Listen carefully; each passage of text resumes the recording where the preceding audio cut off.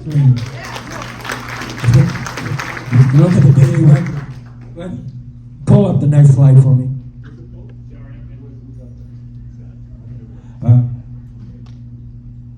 It's been remodeled a few times. It was called the Jones Theater when it was built, and the McCormicks owned it. Chuck and Mary Ann bought it, sold it, bought it again, and here it is. It's a great place. We're lucky to have it, and we're lucky to have them do all this for us. So June 28th, they're opening it up to the public again. So today we are thrilled to death. Thank them very much, and they let us use it on occasion for events like this. So glad you're here. Enjoy it.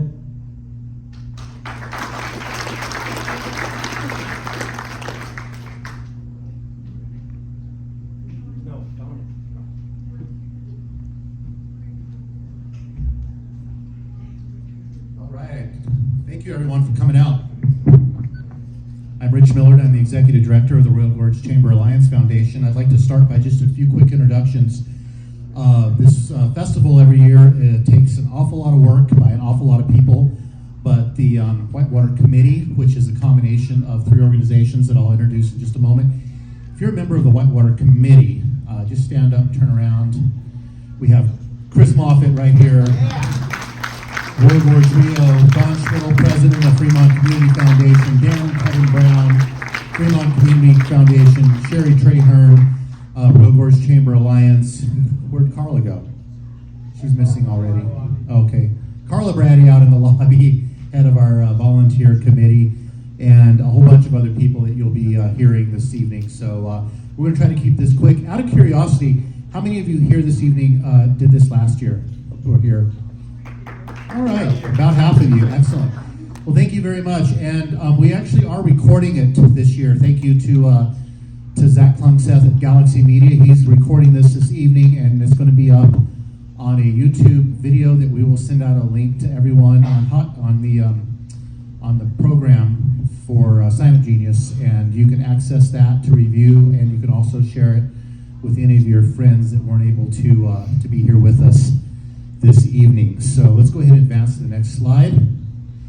Just a little bit, really quickly, why do we produce this festival every year? It's now in its 14th year. Well, there's a lot of different reasons, but as you can see here, this is a big economic engine for Fremont County. It's one of the largest festivals, and it is one of the only festivals on the entire Front Range of the state that does celebrate. We're one of the few river communities. There are some festivals out on the western part of the state in Grand Junction and Durango, but this is a really amazing festival that we get to celebrate the Arkansas River and all that is the recreation with the water sports, the land events, and of course a lot of beers, bands, and boats as the slogan goes. So this is such a fun event, and we are so very grateful that all of you are here to help produce this. So thank you from the bottom of our hearts. So let's go to the next slide. So these are the three foundations that work very hard to produce this event, and I'm not going to speak on their behalf. I'll let them kind of talk about their foundation when they come up. I'm going to kick things off.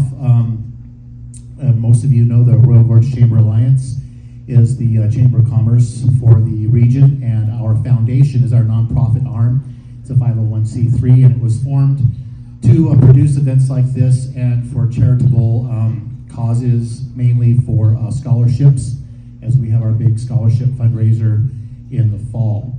So I'm going to let them talk about their foundations when they get up here. So let's go to the next slide. Oops, I think you skipped. Go back, or did you skip one over? So this is the other really important part. It takes a lot of money to make this event happen, and we could not do it without the help of our local and regional businesses. So take a close look at our wonderful range of sponsors this year, and when you see them out there at the festival, most of them will be there in some way, shape, or form. Or if you're in their business, please take a moment to thank them, because this is really, really important, and we could not do it without their financial contribution. Auto Nation, which is formerly City Auto Plaza, is our first ever premier sponsor $10,000 level sponsors. So please make sure that they feel well appreciated. And the second line is our Class 5 sponsors at up to $7,500, between $5,000 and $7,500, and then it goes down from there. But every single business on here has given to the best of their ability, so it is very important that we recognize all of them. All right, next slide. So this is a the basic festival layout here at Centennial Park. And since I couldn't get my pointer to work this far away, I don't have my little laser pointer here. I'm sure most of you are familiar with the basic park layout, and if you worked last year, very little has changed dramatically. But starting at the top, the north, what we call, you're going to hear a lot of terms tossed around. We have the main gate, which is up there. Thank you, Kurt. That's where, obviously, the biggest parking area is there, and that's where a lot of the majority of the people will come through that main gate. Just to the left of that is the volunteer entry gate. That is the gate we set up last year. It worked really well for our volunteers and participants. Now, if you need to come through another gate, you can. Obviously, if you're wearing a orange volunteer shirt, any gate attendant, we just let them right through. But what you're going to want to do as a volunteer is when you get through any of the gates, you're going to want to go and check in at what we call the information or the registration tent, right there in the middle of the park, which is set up kind of right behind the splash pad. That is kind of headquarters for the staff that are managing the event. And so if in doubt and you need to find someone in charge or to help you with something, the registration information tent is the place to always default to. Right behind that, we're going to have some administrative trailers, and we're going to have our ice distribution center, and that's also where our private security is going to be set up as well, headquartered out of that area. The other main entry gates to the festival are the South Gate on Griffin, which is down at the bottom here, bottom right. That is probably the next most visited gate. And then we have the West Gate over on the trail.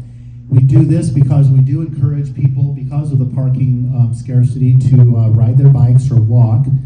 And that is a great gate for them to come through on the west side of the event.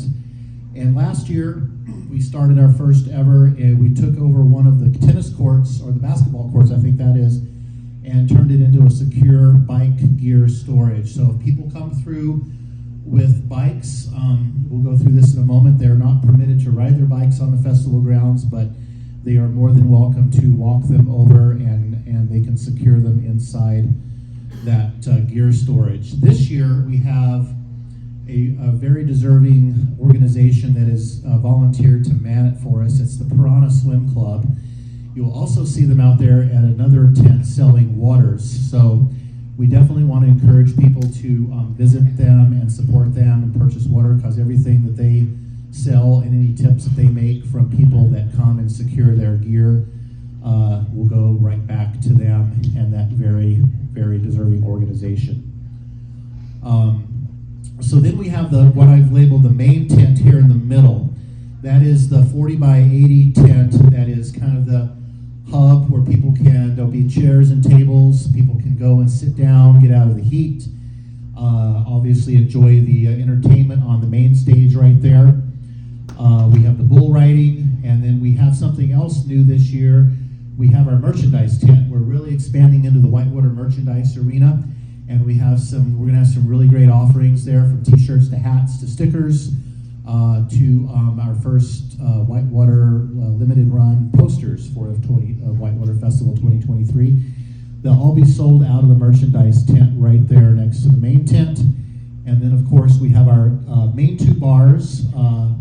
We have the main stage bar just off to the north of the main stage, and then we have what you'll probably hear referred to as the Breck Bar for Breckenridge. And that is going to be right up next to the main tent this year, over there to the right. Up to the north, back up to the main public gate, we have the river stage, which is that right there, and that is the secondary entertainment venue. Then right next to that we have the river bar. So 3 bars and 2 stages.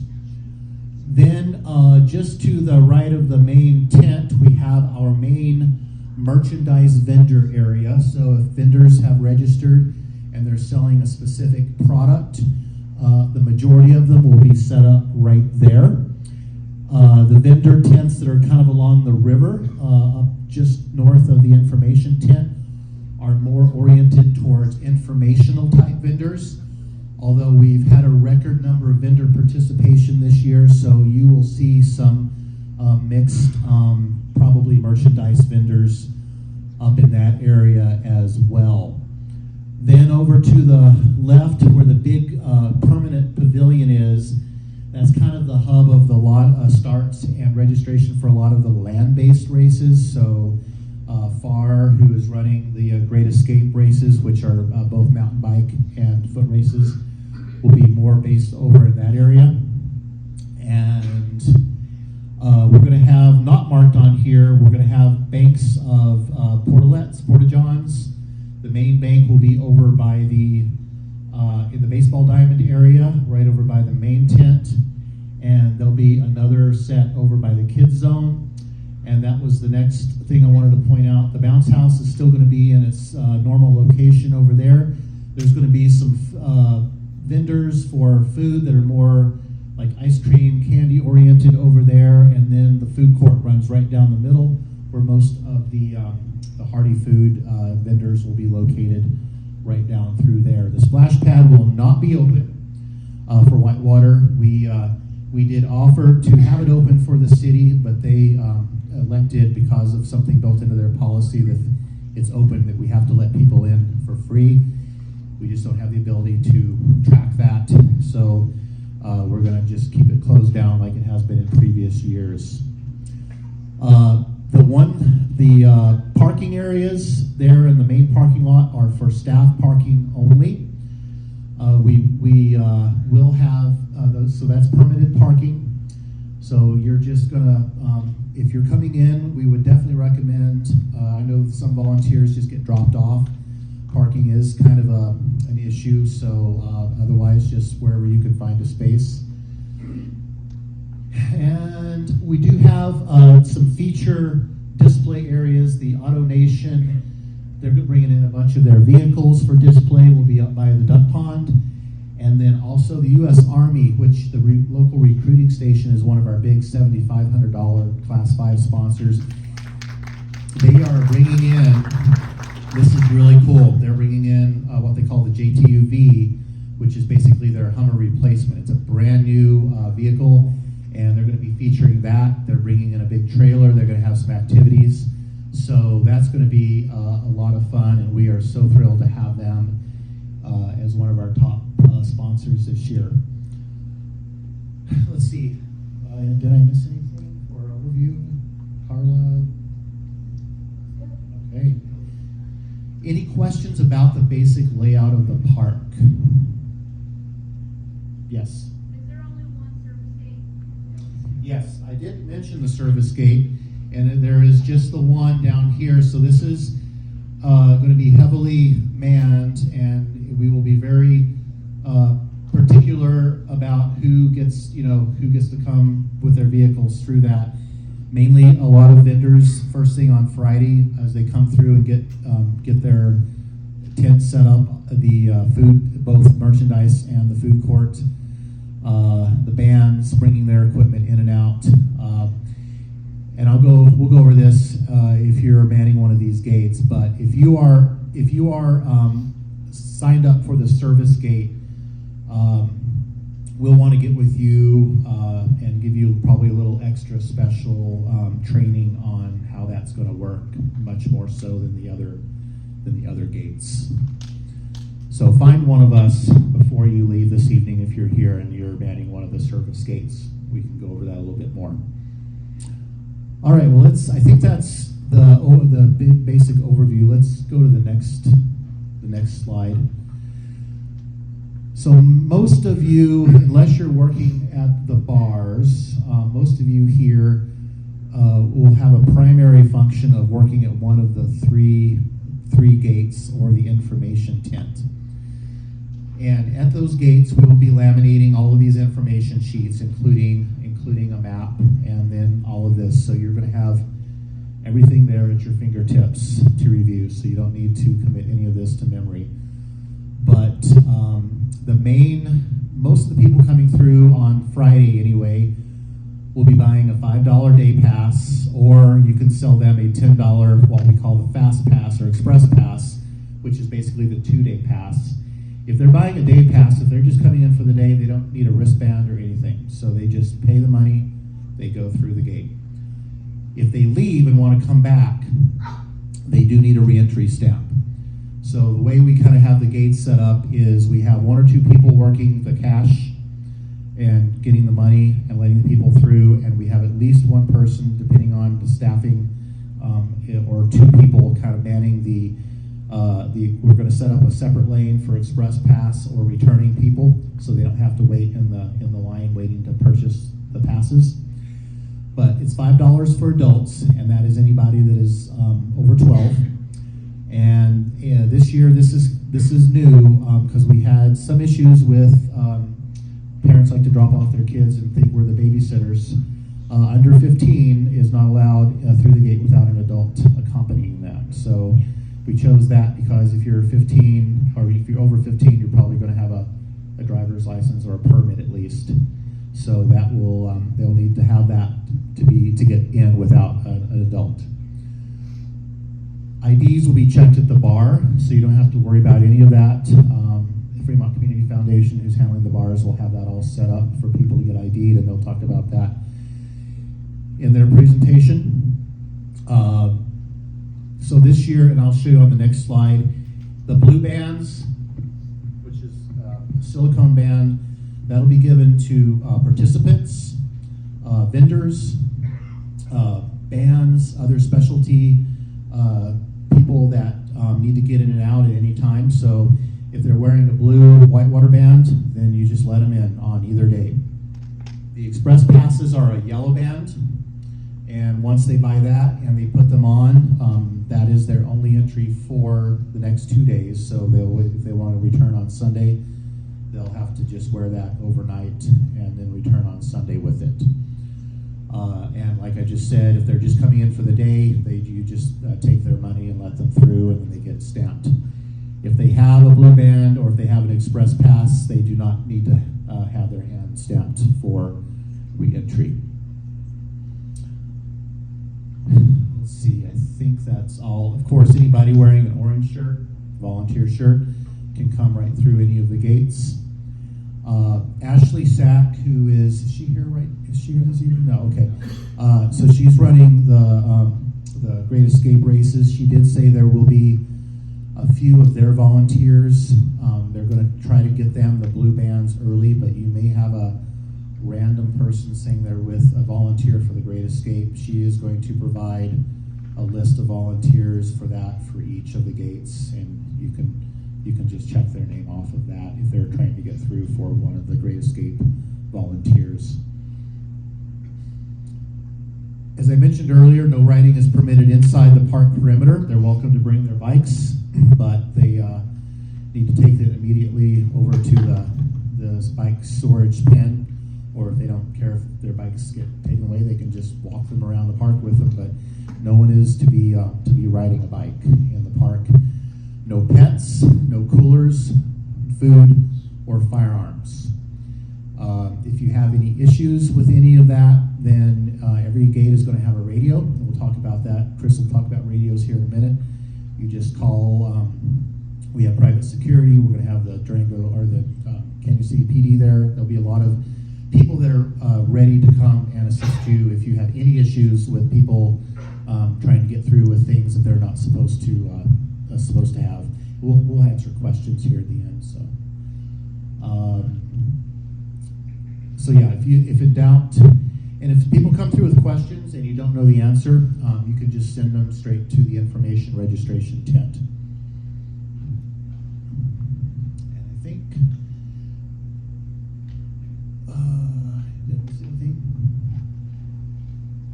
Okay, keep me honest here. All right, I think that'll be good for this slide for gate information. Something new for 2023 is we have an online event program. So at each of the gates, we're going to have a big plastic stand with these QR codes on them. Encourage guests as they come in to scan that in on their phone, because you can try it now. I don't know if you can get it from here.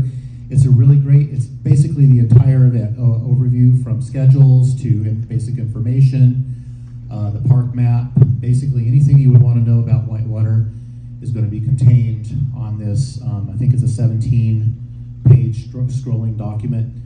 Has information about all the bands, all the events, almost anything anybody would need to know about this festival is going to be contained on that. We are also going to be receiving some traditional trifold brochures, which all of the gates will have a good stock of, so you can also hand those out to people as long as they last. I think we're printing 2,500, and once they're gone, but we really, all the information is here online.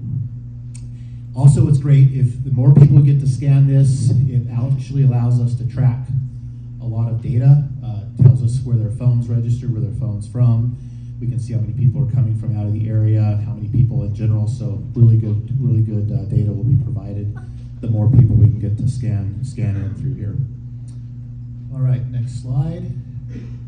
So these are some visuals of what I just talked about. The blue bands for the people for basically a 2-day pass. That's what the yellow express pass band looks like. And then for the people working at the bars, we have 2 styles of age verified bands, one for Friday, one for Saturday. You might see some of these drink tickets, these green drink tickets at the bottom. Those are not good for entry. They are given to specific types of people that are allowed a drink ticket, and that is basically, probably should try to call it a beer ticket. This is the first year we're separating the beer price from kind of a specialty canned cocktail price, so they can still use that for a cocktail. They're just going to owe another $2 on top of that. I believe it's $6 and $8, but again, the FCF will talk more about the bar. There is a handful of these, what we call special entry. I believe FCF gave some of these out at the flashback event. Some people have already come in and exchanged those for express passes, which is great. Some people may not have done that. So if you see this, basically it's a small card with the Fremont Community Foundation logo, and it'll have a number on it on how many people it's good to get into the event. And then of course the volunteer shirts. Any questions about the bands, wristbands, anything like that? Okay. Next slide. All right. Get to turn it over to Fremont Community Foundation for the bar information.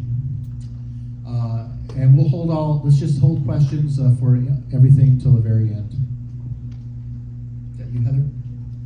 Or Don? Or both?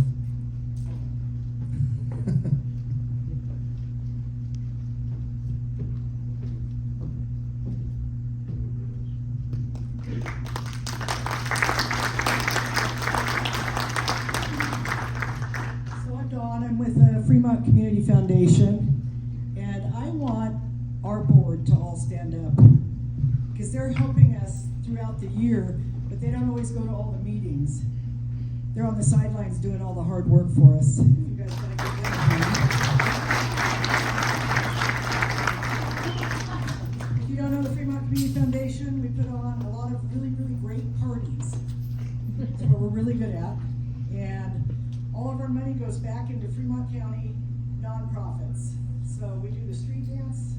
We do the Cajun Crawl. We do the Grinch Christmas, where we give, a bunch of families a great Christmas. And then we're part of the Whitewater Festival group. So as part of that, I'm not sure how we're responsible for this, but everybody is out there. Service dogs are a really tricky situation, and it should be obvious if they're a service dog. But if you have a question about it, come and get one of us or somebody at the tent, at the information tent, and we can help you with that. We had to go to service dogs only because we always had problems with very large dogs doing things they weren't supposed to be doing and their owners not doing what they were supposed to be doing, so. The exception to this, if you're working at the gates, we do have the weenie dog race on Saturday. So people that are coming in with weenie dogs go directly to where we have the race at, which is midfield by the big stage. Right, and they have to come in with their weenie dog, have the race, and then they have to take their dogs out of the park. So those are the only exceptions to the dogs. And you have to watch that event. It's really fun to watch. Did you change?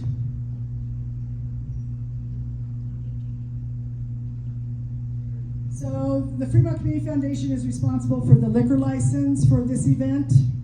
And in order to protect our liquor license, we go through a whole set of rules. I'm sure that Heather has selected all the volunteers for the board, for the bars, which we're very picky about because of the rules behind us and the mistakes that could be made really easily. We have these, thanks for putting mine up there.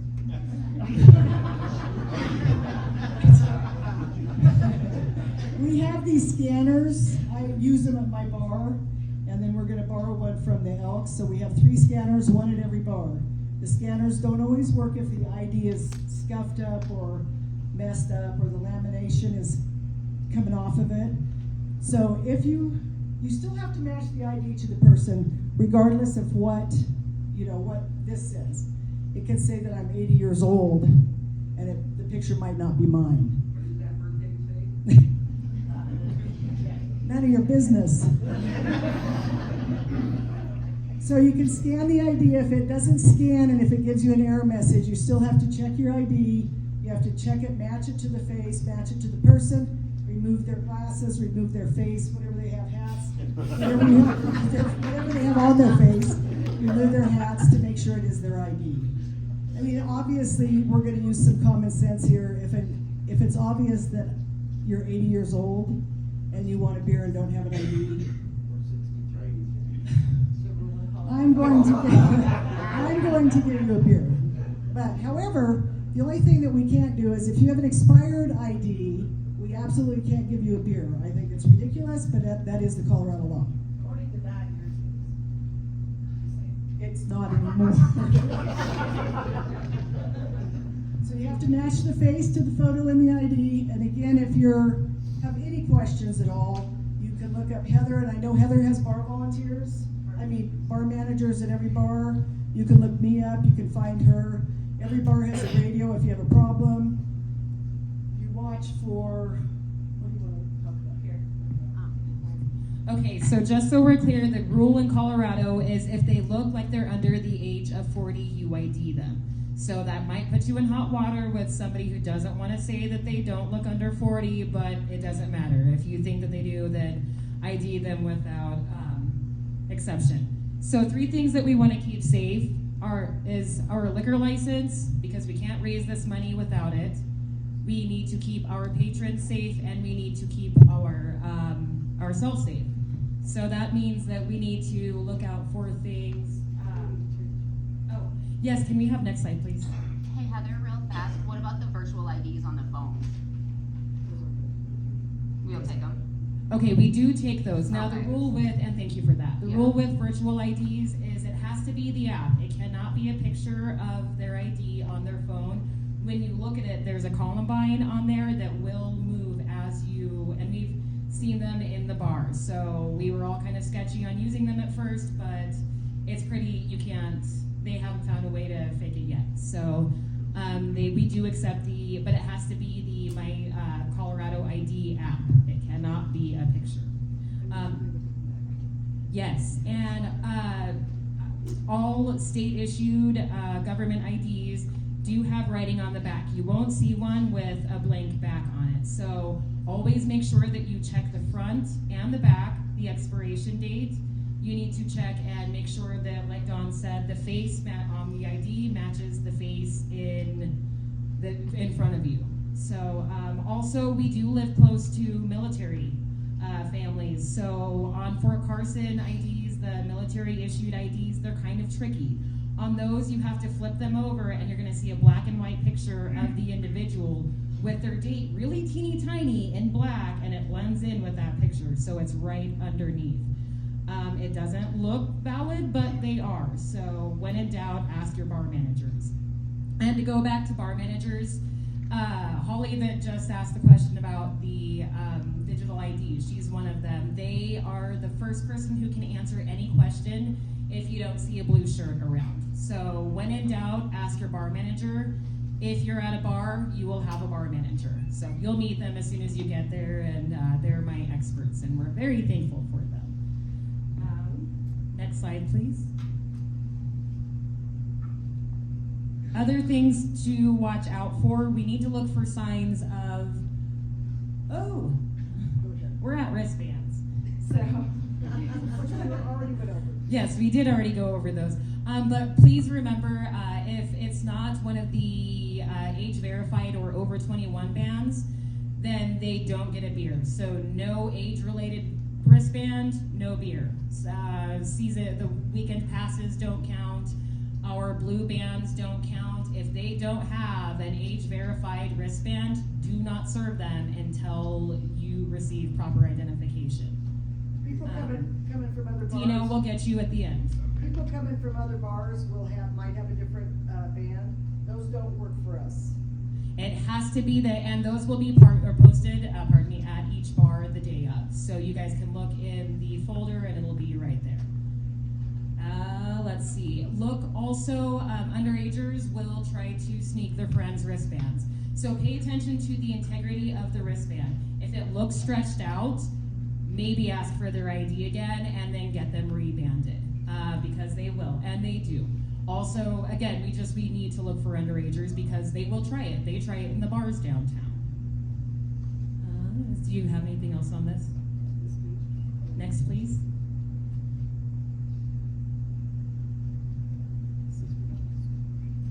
Oh yeah, okay, so the things that I was trying to get to earlier, watch out for over intoxication, heat, sickness, and the underagers we've already covered.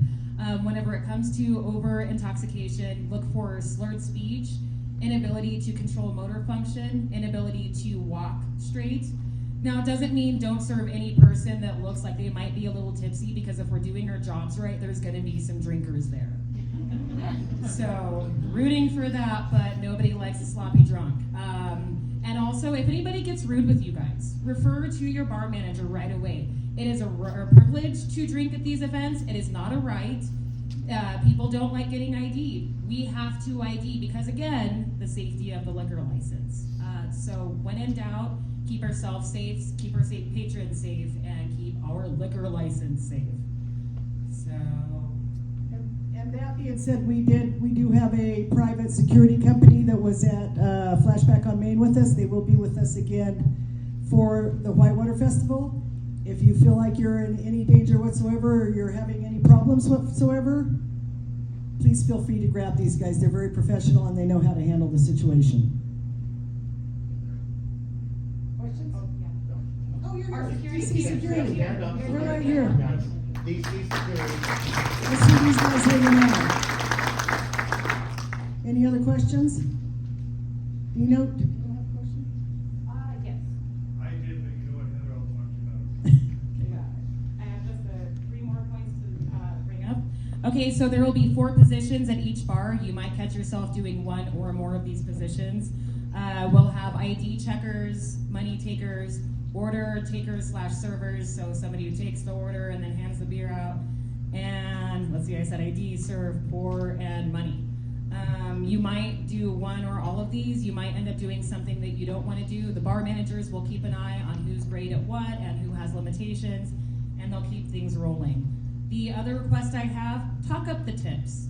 We're here to raise money for 3 amazing organizations, and not talking up the tips is one avenue that we're losing out when we really could be boosting our income that much more for these guys. So 100% of tips and funds get donated back to the organization and divided amongst us, and it's worth it. We're all here for a reason, and that's to raise money and have a lot of fun. So thank you all mostly for showing up. Dolly?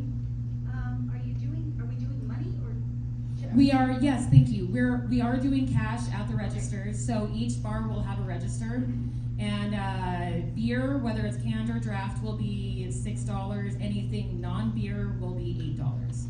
So we'll have cheat sheets there and all of that. And when in doubt, look, there's going to be a folder with information at each bar, and there's going to be a bar box with pretty much everything you'll ever need. So I'll turn it back over to Rich. And again, thank you guys all so much for your time. We really couldn't do this without you. Thank you very much. I'm going to bring up Chris Moffitt with Royal Gorge Rio here. Real quickly, though, I did forget to introduce, thank you for doing that. We do have a new private security company, DC Security. How many folks are you going to have here throughout the festival? 10. So they'll have 10 security people dressed, I'm assuming the same black shirts, DC. If you see one of them, they've been very well kind of briefed on the whole festival. They're going to be very visible.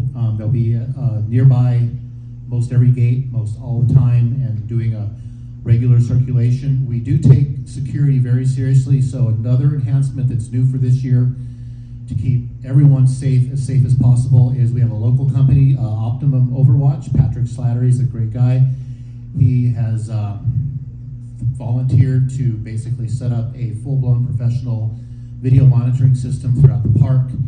You'll see cameras at gates, at bars, at all the locations where there's a potential of a confrontation or something happening. So if something does happen, we will have the ability to find it on footage and review it, and if further action needs to be taken on it. So your safety, our safety, the whole festival is something we take very seriously. So we're taking these enhancements on your behalf and on our participants and our festival goers' behalf. So if you have any questions about that, we can definitely talk to you more later. Chris.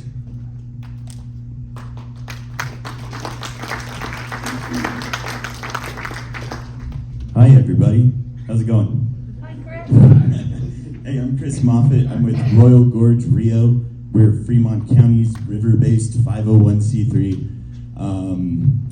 And I want to say thank you to all of you very much. We need volunteers for this event, and without y'all, we couldn't do it. So thank you so much. Thank you so very much. I have a small ask. Do you know anyone that can help out Saturday night? Because we still need some volunteers for gates. We need 10 more volunteers for Saturday night. So if you know someone and you want to drag them into it, we'd really appreciate it. We're almost there though, so thank you so much. We couldn't do this without you. Royal Gorge Rio, if you're unfamiliar, is the organization that brings you the loaner life jackets on the Centennial Park. So the life jackets you use, we do that with a partnership with the City of Canyon City and Arkansas Headwaters, which is the organization. It's basically a state park. So we bring you that. We help out with the Whitewater Festival. We're starting a youth paddling program. We do river cleanups. We're basically the fundraisers for the Whitewater Park and any sort of river cleanup you see. So this event is our largest fundraiser. So your help helps the river. Anytime you sell a beer, anytime you take someone's money to get them in the gate, that money is going directly to your Whitewater Park and your river in Canyon City. So thank you very much for that. Oh, there you go. Yeah, it was behind me the whole time. So here's some common questions, frequently asked questions. If you're at the gates and someone says, I'm an event participant, where do I go? The registration tent, all right? And there's, it'll say information or registration, and it's centrally located, basically. They can ask anyone, and we can point them towards it. Can anyone participate in events? Yes, but you will want to choose an event with your competency level in mind. Go to the registration tent with questions, okay? Where can I get a shirt? Oh, this one I should have updated. We now have a merch booth, so not the registration tent. It's at the Whitewater Festival merchandise booth. So pretty cool. How do I find out event times? The brochure, the website, or the QR code, or the registration tent? We've seen a trend, I bet. Next slide, please. I'm I'm an event participant and I am late. Please, please, please let me in. My event is starting soon. Okay. Go immediately to the registration tent. They're not lying. There's a lot of river guides that participate in these events, and they get off work, clean up, and try to rush down the hill and get there. And by the time they're here, those events are just about to start. It's how we schedule them. So if you do have questions about it or concerns, you can always radio us, but for the most part, if they look like a scraggly river guide and they're frantic and they say they need to be let in, go ahead and let them in, okay? I'll vouch for them right now. All event participants do receive free entry into the festival. So if they say they're an event participant, there's literally no way of them proving that to you at the gate. So just let them in, send them our way. It's okay, they'll be fine. So next slide, please. All right, we're gonna talk about radios, which we haven't mentioned yet. Radios will be at all the bars, at the registration tent, and at the gates. You may get to use a radio this weekend, live that lifelong dream you've always had. Don't yell in the radio, and pretty much don't use it unless you really need to, okay? The radio is for if you need specific things. The main channel will be channel 1. So if you need help and you're at the bars, you just say, hey, I'm at River's stage or River Bar, help Heather, and that's all you need to do, and she'll respond on the radio. We have different channels. We have the main channel, that's for quick questions. We're not carrying out conversations on that. You guys know that when you use a radio, no one else can talk when you're pushing the talk button, okay? So if you push the talk button, you're broadcasting to everybody, and everybody has to listen to you. You want to get off that talk button and wait for an answer. If your question is more than a few sentences long, you'll contact your manager person. So I'll say, hey grandma, switch to channel 7. I want to talk to you, right? Because my grandma's in the crowd right now. She's a great volunteer as well. And grandma will say, okay, Chris, switching to channel 7.